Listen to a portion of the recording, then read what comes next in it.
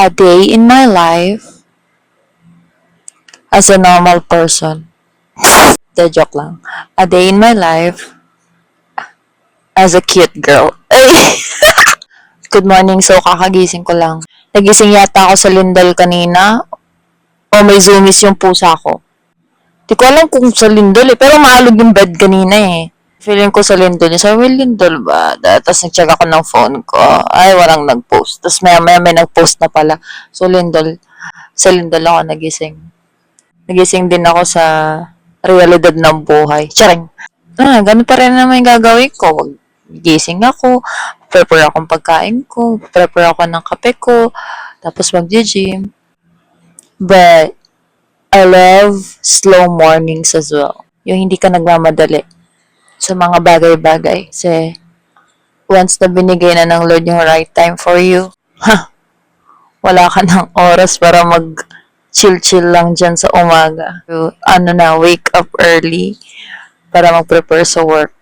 Ganun. Minsan wala ka pang tulog. Ganun. Kaya siguro, puro ganito yung ginagawa ko. Kasi, maybe in a year, 2, 3, 5 years, puro na ako trabaho. Ganon. Kaya ikaw, kung medyo nag-chill-chill ka pa, prepare yourself. Kasi magtatrabaho ka na buong buhay mo. I have kwento pala. I wanna share something. Remember, sabi ko na pag medyo feel mo nag-chill-chill ka na, tapos feeling mo you're running out of time. Alam mo bakit? Kasi may piniprepare yung Lord for you. Testimony regarding that na last Saturday, I have a testimony regarding sa pagpe-pray. Hindi ako, religious sa tao. I'm a sinner. I'm a sinner. I'm just a human. I'm a human. So, every human's a sinner. Pero I have a testimony regarding din sa sinasabi ko na bakit wala akong ginagawa ngayon. Nakakatawa pero totoo. Yeah. Ay, loko. So, 16 years old pa lang ako, nag-work na ako. 16 years old pa lang ako, nag-work na ako. Medyo, ko nun eh, matigas ulo, ganun. Rebelde, kumbaga. Kasi kakagraduate ko lang yun nun ng high school. Kakagraduate ko ng high school, nag-aral agad ako ng college. Nagloko ako, syempre. Siyempre, bata ka eh. Tapos ka pa, probinsyana. Ganun. Tapos bigla kang nalipat sa city. So, parang lahat for you is new. Ganun. Bago. 16 years old hanggang 24 years old. Nagtatrabaho ako. So, 16, 17, 18, 19, 20, 21, 22, 23, 24.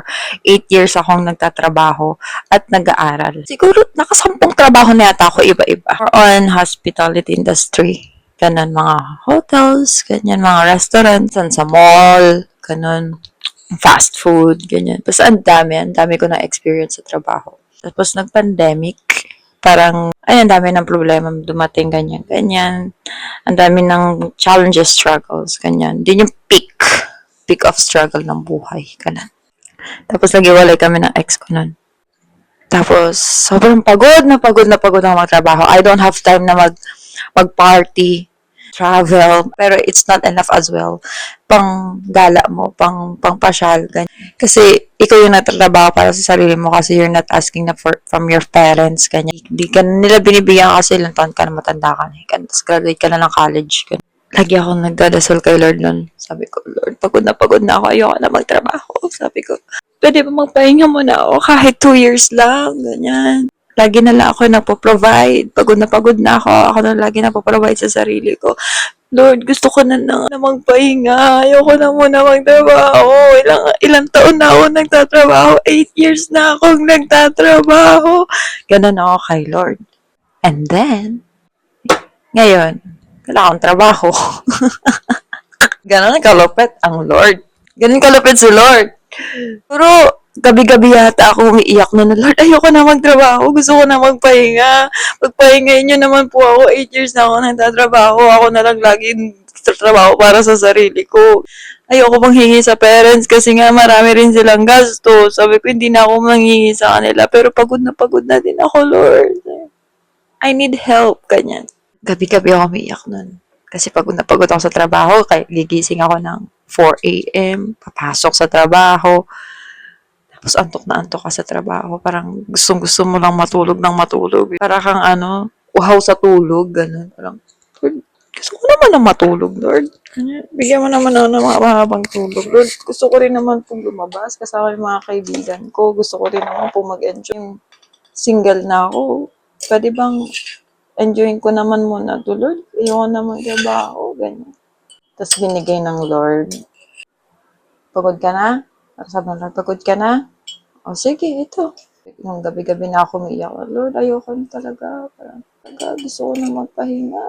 I'm so tired. To the point na parang, ayoko na. I'm done. I wanna end this life. Ganun. Tingnan mo.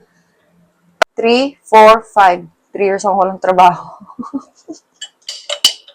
Kaya so, nasobrahan. Nasobrahan naman kasi. Sabi ko, Lord, 2 years lang po.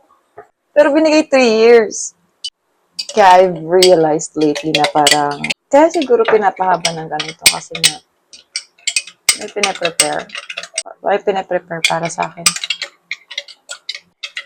Ngayon naman, ang pinagdadasal ko naman, Lord, gusto ko na pong mag-work, pero yung magandang work.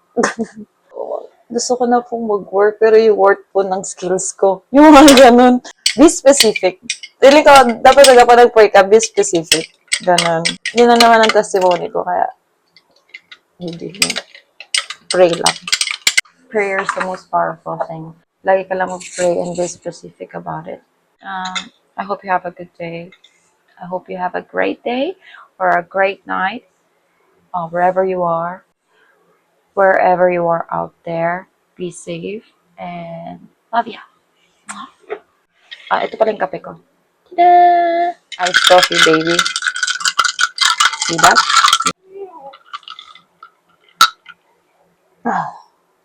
Ako gumawa eh. So, bye-bye.